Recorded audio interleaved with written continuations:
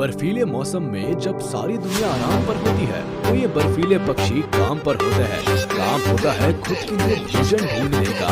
पक्षी owl family की सबसे बड़ी सदस्य में से एक है। खास बात है कि जहाँ ज्यादातर आउल स्पीशीज दिन में आराम करती है और रात को शिकार करती है, वही ये सदस्य दिन में अपने लिए भोजन की तलाश में निकलती है। इनकी हंटिंग स्किल्स का कोई जवाब नहीं है। 4 से 5 फीट लंबे विंग स्पैन के साथ इनके पैरों में व्हाइट फर देखने को मिलती है, जो इन्हें आर्कटिक की बर्फीली ठंड में बचा कर रखती है। स्नोई आउल की असल खूबी उसकी कर्व्ड बीक में छुपी होती है।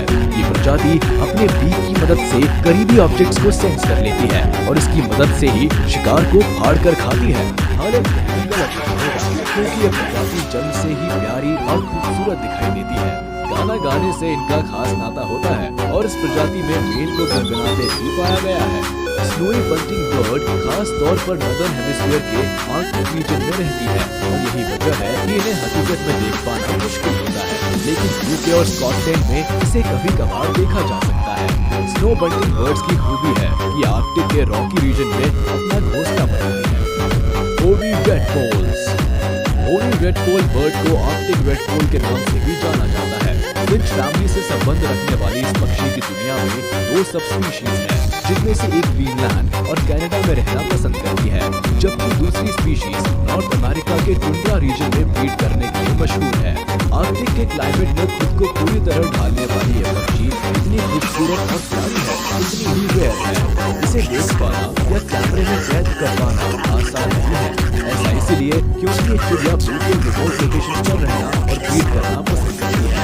ग्रीन व्हाइट रंग के साथ हमें इसके शरीर पर ग्रे ब्राउन शेड देखने को मिलता है।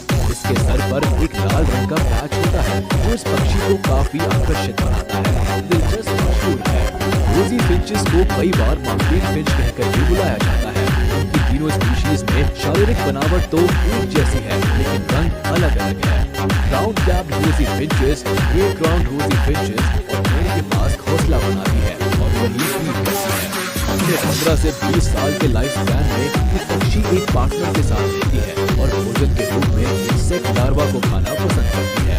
इनके बारे में हमें काफी कम जानकारी मिलती है, क्योंकि रिमोट लोकेशंस पर होने की वजह से इनके ऊपर काफी कम साइंटिफिक स्टडीज हो पाई है।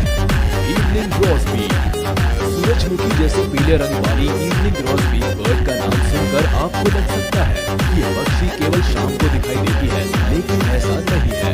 इवनिंग ग्रॉसबीक असल में एक सिंगिंग बर्ड है, लेकिन ये गाना नहीं गाती। इसकी आवाज करने और टेरिटरी को डिफेंड करने के लिए कोई खास साउंड नहीं निकालते।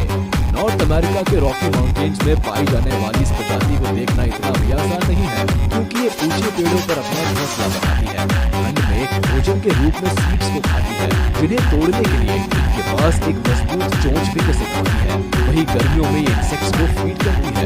इवनिंग ग्रॉसबीक को सर्दियों में तब देखा जाता है जब ये नॉर्थ से सेंट्रल सदर्न मैक्सिको की तरफ माइग्रेट करती है।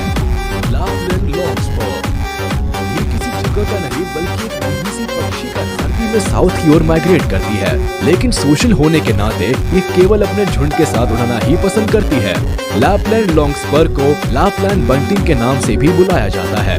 इस प्रजाति के मेल और फीमेल दोनों ही रंग में एक दूसरे से अलग होते हैं। मेल के चेहरे पर बोल्ड ब्लैक रंग के साथ येलो व्हाइट रंग की बॉर्डर होती है, जबकि फीमेल रंग में थोड़ी भूरी होती है। वो काफी कुछ स्पैरो जैसी भी दिखती है। भोजन के रूप में ये प्रजाति सीड्स, वीड्स, कैटरपिलर्स और बीटल्स खाना पसंद करती है। Northern shrike.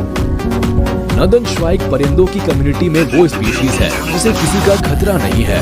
ये पक्षी इतनी फियरलेस है कि किसी को भी डरा सकती है। नॉर्दर्न श्राइक फैमिली से ताल्लुक रखने वाली बड़ी बर्ड है, जो नॉर्थ अमेरिका और साइबेरिया में रहना पसंद करती है। नॉर्दर्न श्राइक आर्कटिक रीजन में ब्रीड करने के लिए जानी जाती है और विंटर में यूएस की तरफ माइग्रेट करती है।